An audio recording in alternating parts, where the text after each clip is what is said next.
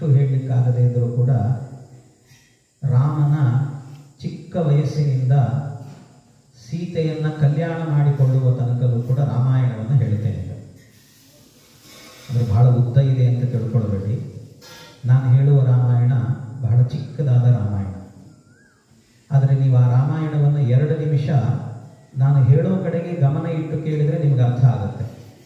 ಸ್ವಲ್ಪ ಗಮನ ಆ ಕಡೆ ಹೋದರೂ ಕೂಡ ನಿಮಗೆ ಅರ್ಥ ಆಗಲ್ಲ.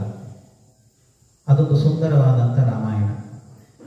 ನಾನು ಹೇಳಲಿಕ್ಕೆ ಆರಂಭ ಮಾಡುತ್ತೇನೆ, ಇನ್ನು ಮುಂದೆ ನಿಮಗೆ ಅರ್ಥ ಆಗ್ತಾ ಹೋಗುತ್ತೆ ಅದೇನು ಅಂತ.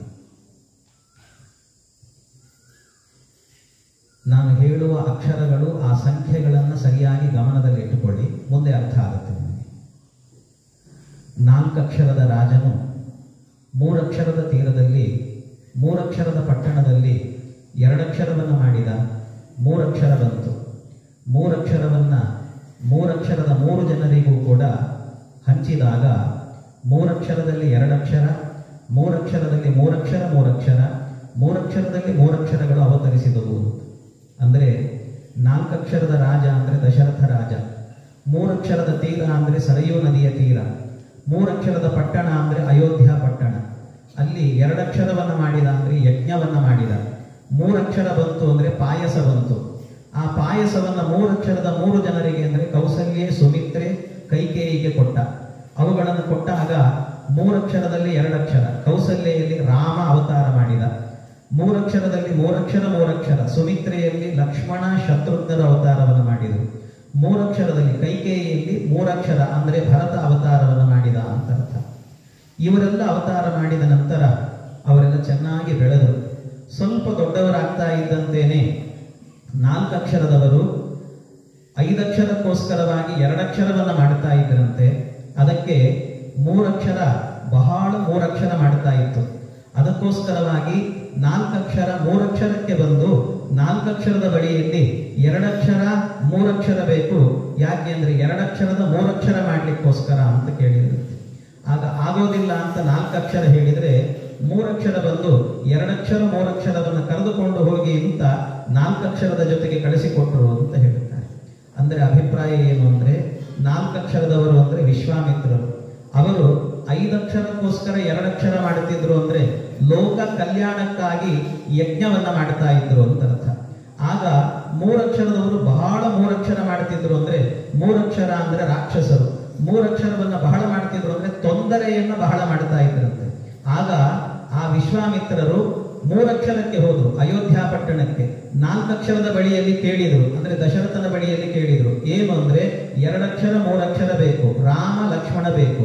ಯಾಕೆ ಅಂದ್ರೆ 2 ಅಕ್ಷರವನ್ನ 3 ಅಕ್ಷರ ಮಾಡ್ಲಿಕ್ಕೆ, ಯಜ್ಞವನ್ನ ರಕ್ಷಣೆ ಮಾಡ್ಲಿಕ್ಕೆ ಬೇಕು ಅಂತ ಕೇಳಿದ್ರಂತೆ.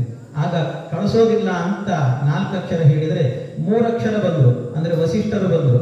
ಬಂದು 2 ಅಕ್ಷರ 3 ಅಕ್ಷರವನ್ನು ಕರೆದುಕೊಂಡು ಹೋಗಿ ಅಂತ ಕಳಿಸಿಕೊಟ್ರಂತೆ. ಅಂದ್ರೆ ರಾಮ ಲಕ್ಷ್ಮಣರನ್ನ ಕಳೆದುಕೊಂಡು ಆಗ ವಿಶ್ವಾಮಿತ್ರರು ಹೋದ್ರು. ನಂತರದಲ್ಲಿ 2 ಅಕ್ಷರ 3 ಅಕ್ಷರ 4 ಅಕ್ಷರದ ಜೊತೆಗೆ ಹೋಗಿ 2 ಅಕ್ಷರವನ್ನ 3 ಅಕ್ಷರ ಮಾಡಿ 3 ಅಕ್ಷರವನ್ನ 3 ಅಕ್ಷರ ಮಾಡಿದ್ರಂತೆ. ಅನಂತರದಲ್ಲಿ ಆ 2 ಅಕ್ಷರ 3 ಅಕ್ಷರವನ್ನು ಕರೆದುಕೊಂಡು 3 ಅಕ್ಷರಕ್ಕೆ ಹೋದರು. 3 ಅಕ್ಷರಕ್ಕೆ ಹೋದಾಗ ಅಲ್ಲಿ 4 ಅಕ್ಷರ ಘೋಷಣೆ ಆಗಿತ್ತು. ಅಲ್ಲಿಗೆ 3 ಅಕ್ಷರಕ್ಕೆ ಹೋಗಿ 2 ಅಕ್ಷರದವನು 2 ಅಕ್ಷರವನ್ನ 2 ಅಕ್ಷರ ಮಾಡಿದಾಗ 2 ಅಕ್ಷರವನ್ನ ತಂದು 2 ಅಕ್ಷರದಲ್ಲಿ ಹಾಕಿ 4 ಅಕ್ಷರವನ್ನ ಮಾಡಿದಳು ಅಂತ. ಅಂದ್ರೆ ಅಭಿಪ್ರಾಯ ಏನು ಅಂತ ಹೇಳಿದ್ರೆ ಈ 2 ಅಕ್ಷರ 3 ಅಕ್ಷರ ಅಂದ್ರೆ ರಾಮ ಲಕ್ಷ್ಮಣರನ್ನ ವಿಶ್ವಾಮಿತ್ರರು ಕರೆದುಕೊಂಡು ಹೋದ ನಂತರ 2 ಅಕ್ಷರವನ್ನ 3 ಅಕ್ಷರ ಮಾಡಿದ್ರು, ಯಜ್ಞವನ್ನ ರಕ್ಷಣೆ ಮಾಡಿದ್ರು. 3 ಅಕ್ಷರ 3 ಅಕ್ಷರ ಮಾಡಿದ್ರು, ರಾಕ್ಷಸರ ಸಂಹಾರವನ್ನು ಮಾಡಿದ್ರು. ಅನಂತರದಲ್ಲಿ ಆ 2 ಅಕ್ಷರ 3 ಅಕ್ಷರವನ್ನ ಕರೆದುಕೊಂಡು 3 ಅಕ್ಷರಕ್ಕೆ ಹೋದ್ರು. ಅಂದ್ರೆ ರಾಮ ಲಕ್ಷ್ಮಣರನ್ನು ಕರೆದುಕೊಂಡು ವಿದೇಹ ಪಟ್ಟಣಕ್ಕೆ ಹೋದ್ರು. ಅಲ್ಲಿ 4 ಅಕ್ಷರ ಘೋಷಣೆ ಆಗಿತ್ತು, ಸ್ವಯಂವರ ಘೋಷಣೆ ಆಗಿತ್ತು. ಆ ಸ್ವಯಂವರ ಸೀತಾ ಸ್ವಯಂವರ, ಆ ಸ್ವಯಂವರ ಘೋಷಣೆ ಆಗಿತ್ತು. ಅಲ್ಲಿಗೆ 2 ಅಕ್ಷರ ಹೋಗಿ ರಾಮ ಹೋಗಿ 2 ಅಕ್ಷರವನ್ನ ಧನಸ್ಸನ್ನ 2 ಅಕ್ಷರ ಮಾಡಿ ಭಂಗ ಮಾಡಿ, ಅನಂತರ 2 ಅಕ್ಷರದವಳು ಸೀತೆ 2 ಅಕ್ಷರವನ್ನು ತಂದು ಮಾಲೆಯನ್ನು ತಂದು 2 ಅಕ್ಷರದಲ್ಲಿ ಹಾಕಿ ಕಂಠದಲ್ಲಿ ಹಾಕಿ 4 ಅಕ್ಷರ ಮಾಡಿದ್ದು, ನಮಸ್ಕಾರವನ್ನು ಮಾಡಿದ್ದು ಅಂತ ಅರ್ಥ. ಹಾಗೆ ಸೀತಾ ಮತ್ತು ರಾಮರ ಕಲ್ಯಾಣ ಎನ್ನುವಂತಹದ್ದು ನಡೆಯಿತು ಅಂತ. ಇದು ಸಮಗ್ರವಾದಂಥ ರಾಮಾಯಣ, ಸಂಕ್ಷೇಪವಾಗಿ ಹೇಳುವಂಥ ರಾಮಾಯಣ. ಇದಕ್ಕೆ ಅಕ್ಷರ ರಾಮಾಯಣ ಅಂತ ಕರೀತಾರೆ. ಈ ದಿವಸ ರಾಮನವಮಿ ದಿವಸ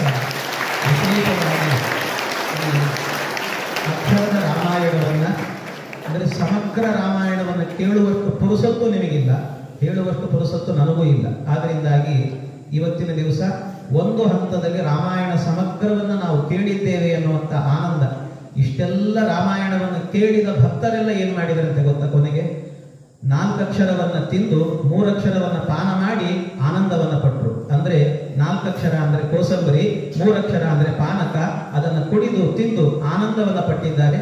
ನೀವೆಲ್ಲರೂ ಕೂಡ ಅದೇ ಆನಂದವನ್ನ ಪಡ್ರಿ ಅಂತ ಆ ದೇವರಲ್ಲಿ ನಿಮಗೆ ಆನಂದವನ್ನ ಕೊಡ್ಲಿ ಅಂತ ದೇವರಲ್ಲಿ ಪ್ರಾರ್ಥನೆ ಮಾಡುತ್ತಾ, ಮುಂದಿನ ದಿನಗಳಲ್ಲಿ ನಿಮ್ಮ ಅಧ್ಯಯನ ಎಲ್ಲೂ ಕುಂದುಕೊರತೆ ಇಲ್ಲದಂತೆ ಚೆನ್ನಾಗಿ ಸಾಗಲಿ ಅಂತ ಶ್ರೀರಾಮ ದೇವರಲ್ಲಿ, ಸೀತಾದೇವಿಯಲ್ಲಿ, ಹನುಮಂತನಲ್ಲಿ, ಎಲ್ಲ ಸಮಸ್ತ ದೇವತೆಗಳಲ್ಲಿ ಪ್ರಾರ್ಥನೆ ಮಾಡುತ್ತಾ ನಿಮಗೆಲ್ಲ ಮತ್ತೊಮ್ಮೆ ಶುಭವಾಗಲಿ ಅಂತ ಹೇಳುತ್ತಾ ನನ್ನ ಮಾತು ಮುಗಿಸ್ತಾ ಇದ್ದೇನೆ.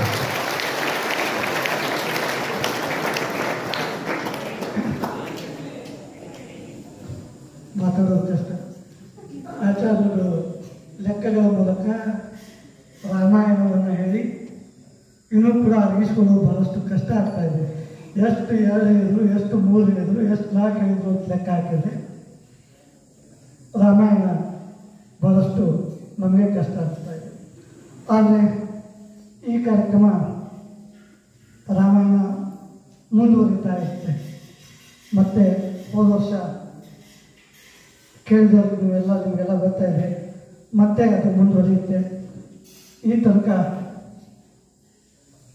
ತನಕ ಬಂದು ನಮ್ಮ ಸಂಸ್ಥೆಯ ಕಾರ್ಯದರ್ಶಿಗಳು, ನಮ್ಮವರು ಆದಂತಹ ಡಾಕ್ಟರ್ ಜಿ.ಕೆ. ಸತ್ಯಮೂರ್ತಿ ಆಚಾರ್ಯರಿಗೆ ಪ್ರಾಚಾರ್ಯರ ಪರವಾಗಿ, ನನ್ನೆಲ್ಲ ವಿದ್ಯಾರ್ಥಿಗಳ ಪರವಾಗಿ, ವೇದಿಕೆಯ ಪರವಾಗಿ ನಾನು ತುಂಬ ಹೃದಯದ ಧನ್ಯವಾದಗಳನ್ನು ಸಲ್ಲಿಸ್ತೇನೆ.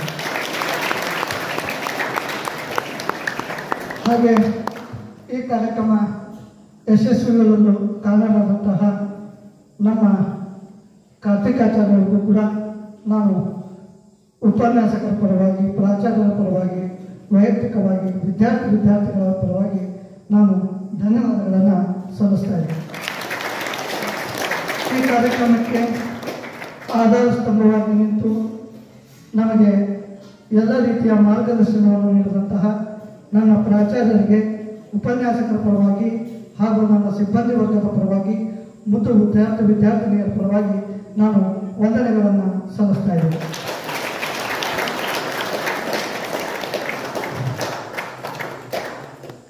ರಾಮ ಅನ್ನೋ ಸಾಕು ಕಲ್ಲು ಕೂಡ ತೇಲುತ್ತೆ. ಅದಕ್ಕೆ ಹನುಮಂತ ಹೋದಂಥ ಕಲ್ಲು ತೇಲ್ತು. ಅಷ್ಟು ತಾರಕ ಶಕ್ತಿ ರಾಮನ ಹೆಸರಿನಲ್ಲಿದೆ. ಆ ಶಕ್ತಿಯನ್ನು ತುಂಬಿದಂತಹ ಎಲ್ಲರಿಗೂ ಕೂಡ ನಾನು ಈ ಕಾರ್ಯಕ್ರಮ ಯಶಸ್ವಿಗಳನ್ನು ಸಹಕರಿಸಿದಂತಹ ನನ್ನೆಲ್ಲ ಸಿಬ್ಬಂದಿಗೂ ಕೂಡ ಪ್ರತ್ಯಕ್ಷವಾಗಿ ಪರೋಕ್ಷವಾಗಿ ನಾನು ಧನ್ಯವಾದಗಳನ್ನು ಸಲ್ಲಿಸಿ ಈ ಕಾರ್ಯಕ್ರಮಕ್ಕೆ ಪೂರ್ಣ ವಿರಾಮ ಕೊಡ್ತಾ ಇದ್ದೀನಿ. ಜೈ ಶ್ರೀರಾಮ್.